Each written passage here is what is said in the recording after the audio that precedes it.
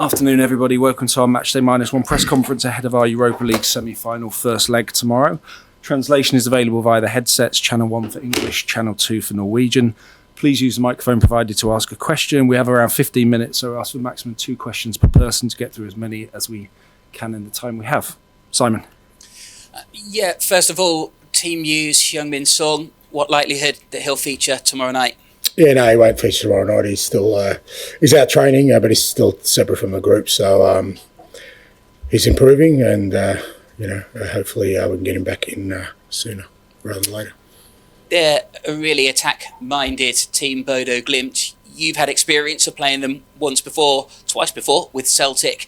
What are you expecting from them? Yeah, no, they've been pretty consistent the last few years. Obviously, the same manager and sort of core group of players, but definitely a distinct style of football that they've stuck to and have had success with. They've been pretty consistent in the Norwegian league, but also in Europe. Every game they've played, irrespective of the opposition, they've played some really good quality opposition in Europe. They've always been really competitive, and I think that's just born from the fact that they're very stable and have a clear sort of understanding of how they play their football. So it'll be a good challenge for us. A new contract for Lucas Bergal this week. I mean, how much has he improved just in this season, and also kind of how important is it to the club to build the future of the club around players like that? Yeah, hugely so. I'm delighted for Lucas. I think it's it's reward for his, like I said, his development this year, his performances, and how well he's adapted. We've got to remember a lot of young guys who may come to the Premier League have a step in between, whether that's playing, in another league. But he's sort of come, straight from the Swedish league, a really, year of senior football into Premier League, and his growth's been. It's a credit to him. He's worked really hard at his game. At the beginnings, he was really struggling to cope with a lot of the intensity and tempo, as you'd expect and we expected. I guess. A lot about football and life in general is opportunity, and he had an opportunity this year because of the situation we were in, and he grabbed it with both hands. And then even now that we've literally got a full squad to choose from, he's still being selected because he took the opportunity. And you're right. I think there's a core group of young players here that hopefully we can build something from. This is very much if the club can get through the next 2 legs, but the club have been looking at trying to get the Aston Villa game moved next month. We see kind of foreign leagues often switch around fixtures to help out teams in European competition. Is this something that the Premier League kind of really has to help out on this occasion with?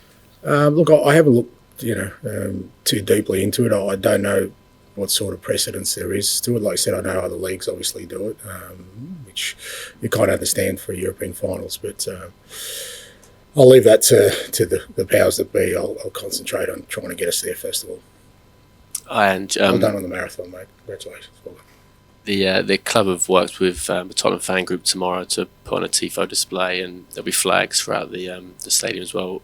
I know the fans haven't always felt aligned with the club at times this season, but how important is that kind of togetherness for such a big night? Yeah, really important. And again, whoever of you guys have travelled throughout Europe with us, whether this year or other years, you see the impact that has. When you play in opposition stadiums, when the supporter base, really feels engaged with, with the club and with the team and with the occasion, and it's going to be hugely important for us tomorrow night. Our fans in Frankfurt were outstanding, and to be fair, in Europe this year, all the European games, even the Frankfurt, the first home game, I thought was a fantastic atmosphere, and we're going to need it tomorrow night. Again, it's a semi-final of European competition. I'm sure our supporters are excited. Everyone at the club's excited, and we want to make sure we get the best chance to perform at the best level so we can get through. Hi, Ange. Are you superstitious? No, I used to be, but not anymore. I find it was kind of worked against everything else. I kind of believe in my life because, I never used to change, socks. And then I thought, geez, if it's just the socks, what am I doing? What's the point of me being a coach if it's just socks that make a difference? No, I'm not, mate. Sorry. I ask because last time Tottenham won a European trophy, Liverpool were champions, but the manager also left at the end of that season. Do you? Jeez, well, it's Does that give you encouragement or not encouragement? It's a hell of a way to frame that question, Matt. About look, I said before, and I get we're trying to run two parallel things here of a really disappointing season in terms of the league, but I just don't think that we can do anything other than really concentrate on an unbelievable opportunity we got before us. I just think, irrespective of what kind of season you have, how often will you be in this position? History tells you not that often, irrespective of how strong you are as a club, even the strongest clubs in terms of Europe. So any thought of what's going to happen next year or what's happened this year, or I just don't think is really of any importance. And as I said last week, I think you ask any Tottenham supporter, what's further most in their mind right now, what's going to happen next year, or us hopefully trying to get to a final of Europe and the opportunity to win some silverware. I think the answer would be just concentrate on them now, and that's what I'm doing. Tom. Hey, Ange, that game against Bodø with Celtic was a few years ago. Is there anything you can learn from those particular games? And if so, what is it? Yeah, absolutely. Like I said, same manager, similar style of play. When we played them with Celtic, we sort of, our season had got off to a slow start, but by that time we'd kind of playing some decent football. But I remember, because again we had the first game at home, a bit like us, and their ability to play at a really good intensity. They weren't phased. The atmosphere at Celtic Park is unbelievable. They weren't phased by that. They'd beaten Roma, a couple of weeks before that, and it really strikes you that I don't think they're going to be daunted by anything tomorrow that they face, because they've been at Old Trafford, they've played at the Emirates I think a couple of years ago. Like I said, they've played some big clubs in Italy, they've played some big clubs in other countries, and you see that they have this ability to not be faced by that, and we've got to expect that tomorrow night. I don't expect them to be overawed by the occasion, or sort of thinking, wow. I think they've got a real capacity to be really strong in their mind about what they need to do, and the away game's tricky because you're playing in an artificial surface, difficult conditions. So I think there are still some real parallels there, and having experienced it, I know that they're going to be a really tough opponent. And just throughout this season, when it's been difficult in the league, you've constantly said to the players, that they can still have a fantastic finish, and you're now 2 ties away from a final. What's been your message to the players this week? Last week you talked about the Stonecutters Creed. Any particular kind of angisms ahead of this week? No, and that wasn't an angism. I'm still shocked that the whole room I was talking to had never heard of it before. But no, look, I think that still rings true. Like I said, I'm really strong at the moment on these. Like I said, these parallel worlds we're trying to traverse, and I've sensed, which is not surprising because I've said that before, that the way this club's perceived, that people are almost trying to diminish it in some respects. I've heard people say, well, it's the equivalent of Man United winning the FA Cup. No, it ain't. I'm sorry. Not on any planet is it the equivalent. Others suggesting that maybe we're not worthy of, Champions League. I mean, again, they're like things that are designed there to diminish what's ahead of us, which is an unbelievable opportunity. Like you said, irrespective of how this season's gone, we have generations of fans who, want this more than anything else, to share again with the people that they love, a special moment supporting their football club. So, as I said, this season could have gone a lot differently, and we could be flying in the league, but it wouldn't make this opportunity any different. The opportunity is the same.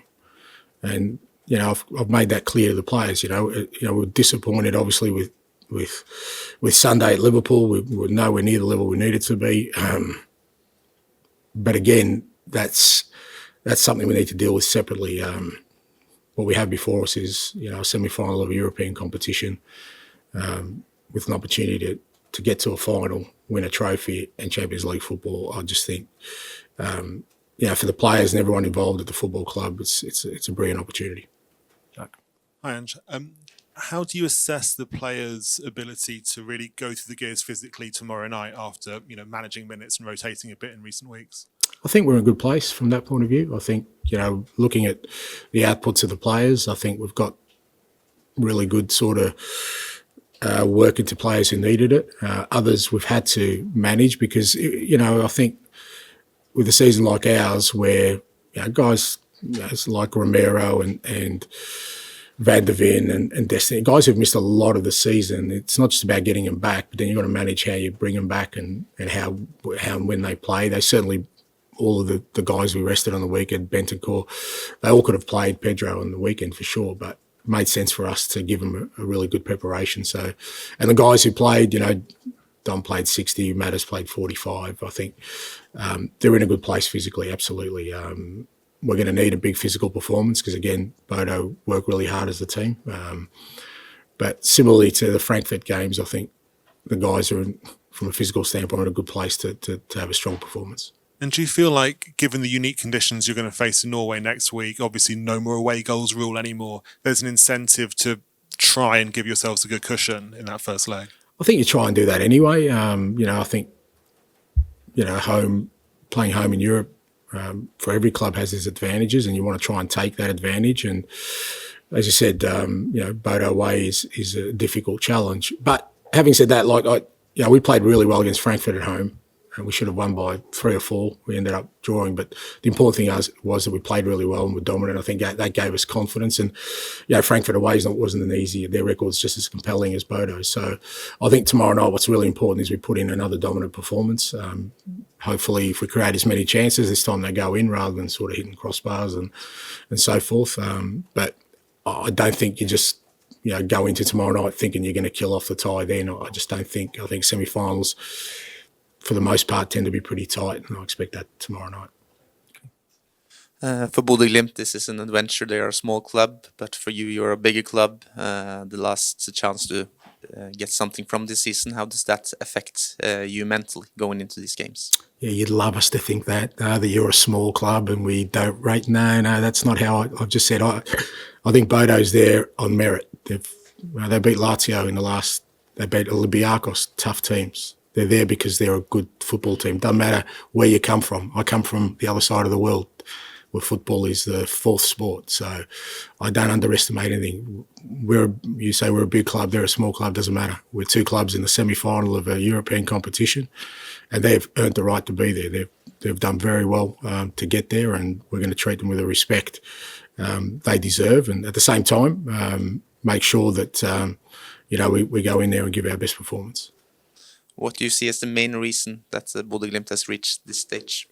As I said, I think they've been a real stable club, same manager, and I think they've got a real clear identity in the way they play.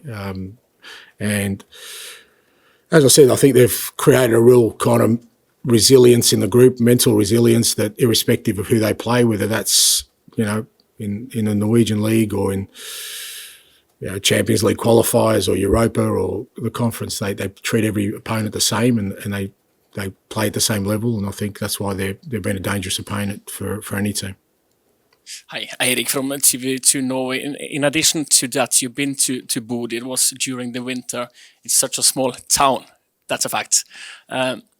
What does it tell you that a team from such a small place are playing in a semi-final in the European Cup?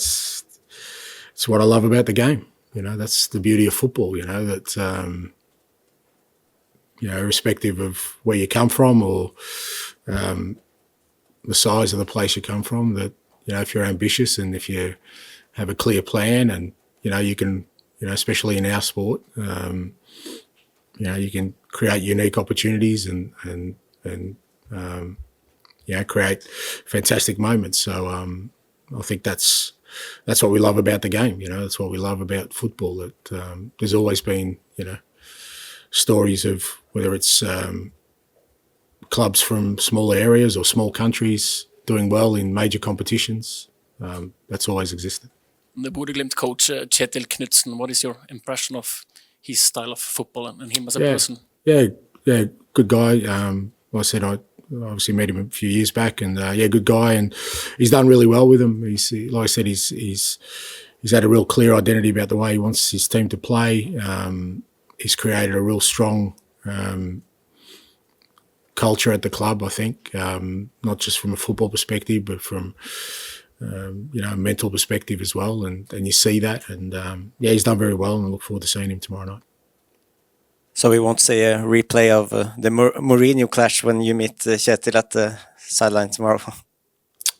I'm a bit different to Jose, yes. But look, I think